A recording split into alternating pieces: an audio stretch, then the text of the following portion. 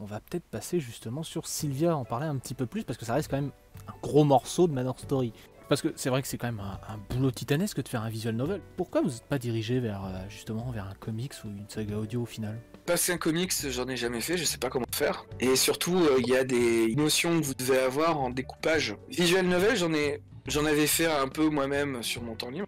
Disons que c'est un mode qui me plaisait plus parce que ça marie l'image, le son, la voix, la musique et on peut faire des animations aussi. Il y a une forme d'expression dans les visual novels qu'on retrouve pas ailleurs et que je préférais par rapport à d'autres. Puis bon, je pense que si vous êtes spécialisé dans l'informatique et tout ça, effectivement, prendre à part un logiciel de base, c'est beaucoup plus adapté. Alors, on se rend pas compte de la puissance de Ren'Py. Alors ça, c'est un logiciel complètement sous-estimé. Moi, la plupart des effets, tu peux les faire avec Ren'Py en y passant un petit peu de temps. Mais d'ailleurs, dans Sylvia, chaque personnage a une signification. Si on pouvait développer. Ça fait partie de l'origine des personnages, aussi de la façon dont on les a conçus et de la façon dont on écrit leurs lignes. Sylvia représente un côté éducation, c'est pour ça qu'elle est souvent habillée de gris et de blanc avec une toute petite touche de couleur et qu'elle ressemble un peu à une prof. Sylvia est toujours dans on va essayer de faire en sorte d'être le meilleur possible pour améliorer les choses.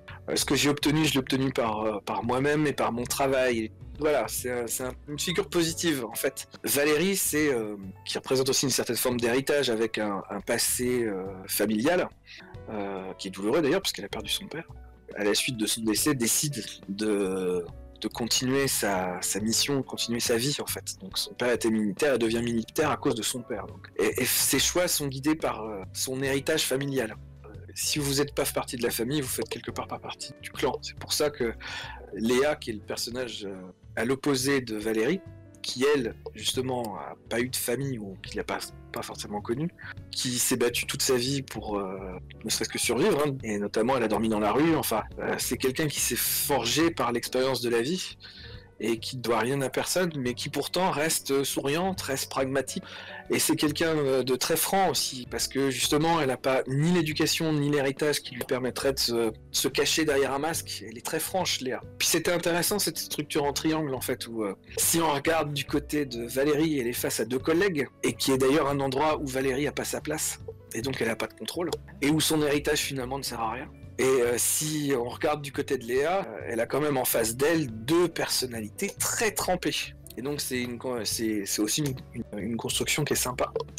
Je dirais, on est tous faits de ça. On est tous le résultat de son éducation, de son héritage et de son expérience. Et dans quel environnement familial on a grandi, quelle éducation on a pu avoir et qu'est-ce qu'on a pu apprendre. Et qu'est-ce que la vie nous a appris si on a la chance de savoir interpréter ce que la vie nous balance dans la tronche.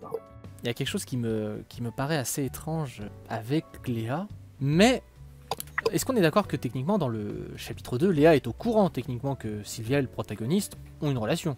Oui, elle est complètement au courant. D'accord. Comment ça se fait qu'elle soit romançable? Alors, Léa est piégée parce qu'elle est séduite malgré elle. Déjà, il faut faire beaucoup de choses pour que ça se passe. Il faut que vous ayez écouté Léa, donc il faut s'y être intéressé. Et c'est quelque chose de nouveau pour Léa. Ensuite, il y a la romance, donc Léa va vraisemblablement tomber amoureuse. Vous pouvez avoir évidemment la scène où Léa et le joueur sont sur la plage et font des choses, mais ça c'est des choses qui sont faites sur l'instant. C'est-à-dire que le joueur a pas trop de contrôle et puis Léa se laisse un peu aller, elle est avec un beau garçon qui s'intéresse un petit peu à elle et puis elle se rend compte qu'elle a un petit peu elle aussi de pouvoir de séduction et donc elle en joue un petit peu. Et si vous regardez pas le coucher de soleil avec elle, ça restera comme je me suis amusé, c'est un copain, voilà, je me suis laissé avoir, c'est pas plus pour elle. Si vous avez vu le Green Ray, donc ça veut dire que vous avez eu une expérience ensemble, là elle se rend qu'elle a des sentiments. Et d'ailleurs les dialogues changent. Donc c'est un comportement humain et elle se fait attraper par les événements. Justement, parce que c'est vrai que c'est un truc qu'on voit avec Valérie dans les 2 premiers chapitres où elle nous est montrée relativement froide, distante, on se demande même des fois qu'est-ce que le personnage fout avec. Et justement dans le chapitre 3 on nous explique un petit peu plus en détail du pourquoi du comment.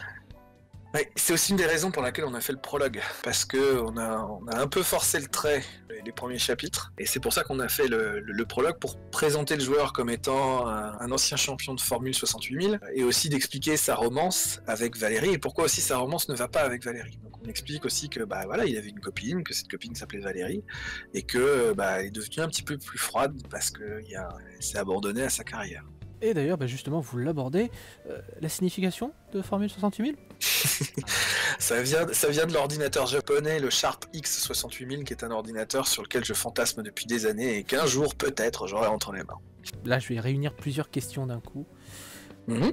Quel a été le déclencheur au final de Sylvia ? Parce que bon, je suppose que ça vient pas du jour au lendemain, genre tiens, aujourd'hui je vais faire un ROG. Une des raisons pour laquelle j'ai voulu faire Sylvia, c'est parce que je voulais donner une image, d'une part, plus réaliste et aussi plus respectueuse de l'amour, si on peut dire. Parce que tous les rapports sont consentis. Il y a aussi une thématique derrière Sylvia, qui est le tic de la tromperie. On peut pas rendre les deux heureux. C'est impossible dans Sylvia. Vous pouvez pas romancer Sylvia et Valérie en même temps. Et le fait de romancer Valérie rendra Sylvia triste. Et le fait de romancer Sylvia rendra Valérie triste. Ça, vous y couperez pas. On peut pas contenter tout le monde. Et à un moment, même le joueur d'ailleurs le dit dans un monologue, on peut pas jouer non plus avec les sentiments des autres. C'est un message simple, c'est même complètement naïf si vous y pensez. Mais si Sylvia peut faire passer un message simple, de respect, j'aurais réussi mon pari. Moi, ça me fait plaisir quand les gens me disent ça change, Sylvia. Maintenant, est-ce que c'est au goût de tout le monde ? Non.